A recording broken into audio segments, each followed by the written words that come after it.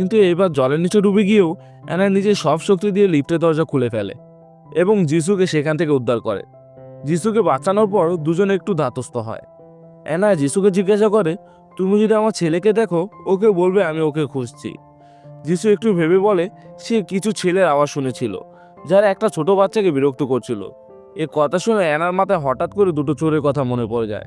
তার মনে পড়ে এই লোকগুলো আগে তার সামনে এসেছিল। সেই সময় তারা অ্যানাকে টেনে নিয়ে যাচ্ছিল আর তাদের মধ্যে ভয়ঙ্কর একটা লড়াই হয়েছিল। অ্যানা নিজের ভাঙা ভাঙা স্মৃতিগুলোর উপর ভর করে ঠিক সেই ঘরটার দিকে এগিয়ে যায় যেখানে চোরগুলো লুটপাট করছিল। ভেতরে ঢুকে দুটো চোরের সঙ্গে কথা বলে। অ্যানা নিশ্চিত হয়ে যায় তারাই জায়ানকে বিরক্ত করছিল। ঠিক তখনই বিল্ডিংয়ের এক কোণে থেকে সেহেতু সবকিছু দেখে ফেলে। হঠাৎ করে দুটো চোর অ্যানার উপর হামলা করে আর টানতে টানতে তাকে নিয়ে যেতে চায়। কিন্তু অ্যানা এবার আর দুর্বল নয়, সে এমনভাবে পাল্টাঘাত করে যে দুজনেই মারাত্মকভাবে আহত হয়ে পড়ে। ঠিক সেই সময় হেজো পৌঁছে যায় আর অ্যানাকে বাঁচিয়ে নেয়। হেজো বলে জায়ান সম্ভবত নিরাপদে আছে, কিন্তু কোথাও লুকিয়ে আছে। এই মুহূর্তে অ্যানা ধীরে ধীরে বুঝতে শুরু করে তার সঙ্গে যা যা ঘটেছে এই সব কিছু আগেও অনেকবার ঘটেছে। এই কারণে তার মাথায় মাঝে মাঝে আগাম কিছু দৃশ্য ভেসে ওঠে, কারণ সে এই পরিস্থিতিগুলো আগেও সামলেছে। হেজো তাকে আশ্বস্ত করে বলে, চিন্তা করো না, আমাদের সিকিউরিটি টিম জায়ানকে খুঁজতে বেরিয়ে পড়েছে। কিন্তু এই কথা শুনে অ্যানার মনে পড়ে যায় সিকিউরিটি গার্ডটা আগে তার ছেলের সঙ্গে কেমন ব্যবহার করেছিল। অ্যানা সহ্য করতে পারে না, সে নিজে জায়ানকে খুঁজতে বেরিয়ে পড়ে। অ্যানার এই অদ্ভুত আচরণ দেখে হেজো সন্দেহ হয়। সে ভাবে আগেও কি কখনো অ্যানার সঙ্গে তার দেখা হয়েছিল। ঠিক তখনই অ্যানা আবার গর্ভবতী মহিলার চিৎকার শুনতে পায়।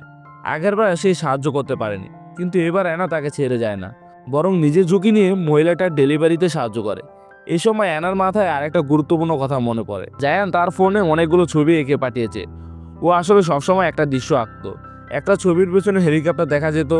এমন অসংখ্য ছবি দেখে মনে হচ্ছিল জায়ান বারবার এই ঘটনাগুলোই দেখেছে আর সেগুলো ছবি এঁকে মায়ের ফোনে পাঠাচ্ছে। অ্যানা বুঝে যায় সে আসলে একটা টাইম যুগে আটকে পড়ে, একটা সময়ের ফাঁদে।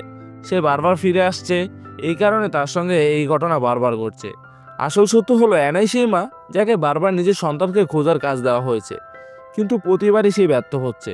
আর যতবার সে ব্যর্থ হচ্ছে ততবারই সময় আবার শুরু থেকে রিসেট হয়ে যাচ্ছে।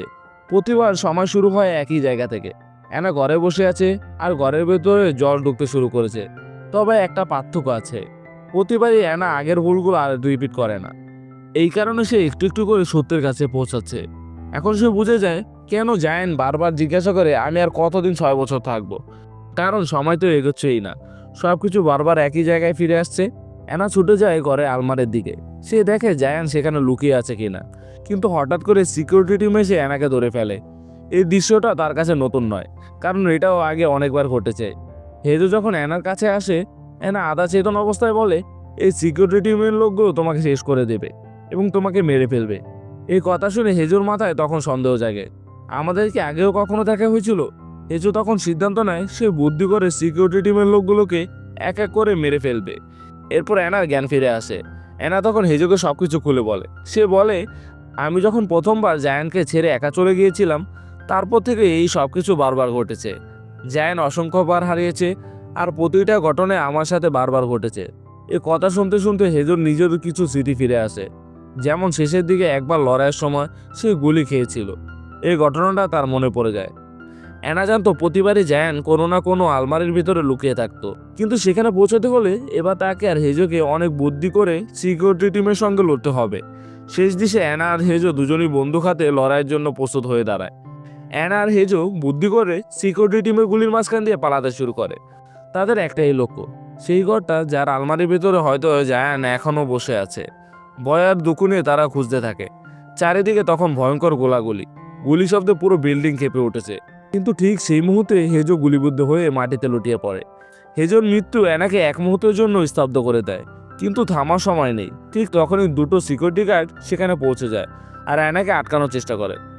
হঠাৎ করে একটা বিশাল সমুদ্রের ঢেউ ভেঙে পড়ে সেই তলায়। পুরো ফ্লোরটা এক মুহূর্তের জন্য পুরো জলের নিচে চলে যায়। কিন্তু বিপদ এখনো শেষ নয়। অ্যানা ছুটে গিয়ে আলমারিটা খুলে দেখে জায়ান সেখানে নেই। শেষের আশাটুকুও ভেঙে যায়। কোনো রকমে দুটো সিকিউরিটি গার্ডের হাত থেকে নিজেকে বাঁচিয়ে অ্যানা ছাদের দিকে দৌড় দেয়। ছাদে উঠে অ্যানা যে দৃশ্যটা দেখে তা ভয়ঙ্কর। 30 তলা পুরো বিল্ডিং জলের নিচে, শুধু এই ছাদটাই এখনো বেঁচে আছে। চারিদিকে ভাঙা ফার্নিচার, উল্টে পড়া জিনিসপত্র। শেষ ভরসা নিয়ে অ্যানা একটা আলমারি খোলে আর ঠিক তখনই সে দেখে জায়ান এই আলমারির ভেতরে অজ্ঞান হয়ে পড়ে আছে।